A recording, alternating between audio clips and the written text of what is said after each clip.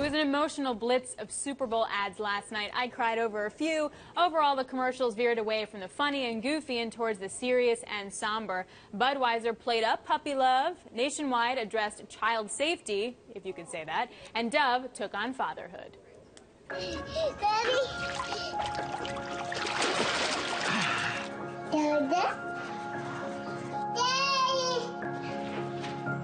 Bloomberg's Brandon Greeley joins me now for a look at the commercials. Okay, maybe I just had a kid, but like this commercial made me cry. I can't even. I watched that. I counted, Alex, 4.5 dad-themed ads last night about what it is to be a dad. And that one in particular just broke my heart. That's just not even fair.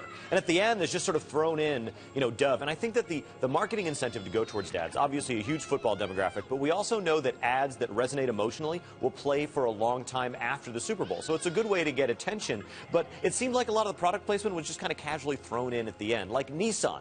Nissan did this long ad about an absentee father who couldn't be bothered to raise his son because he was so busy racing cars. His mom's there, by the way. Yeah, exactly. Exactly. And then in the end, it's okay because he shows up and he's driving a Nissan? I'm really confused by this. Well, I was really confused by the Nationwide ad. Obviously, everyone hated it. You ended with a dead child. That was a terrible, terrible image. However, that was all Twitter talked about for 60 minutes, and the spoofs off of the Nationwide ad were all at Twitter, which made me kind of wonder, does it matter whether or not your ad is good or bad, or just that you're talking about it? I think so. I think GoDaddy has learned that. You can make a tasteless ad and people will talk about it forever. But Nationwide, that was a little weird because insurers have an interest in risk mitigation and public service. That's sort of part of their image. But this really felt tonally wrong and awkward to me. I like thinking about catching my kids in the pool and not about having them die.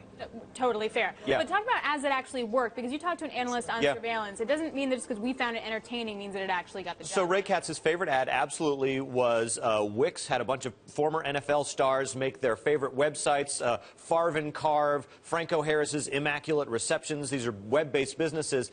He said, Ray Katz, the analyst from Columbia University, said it was a perfect blocking and tackling, just launching your brand using NFL stars during the Super Bowl. All right. Thanks, Brendan. I love it. I'm going to talk about commercials all day long. Bloomberg's Brandon Greeley.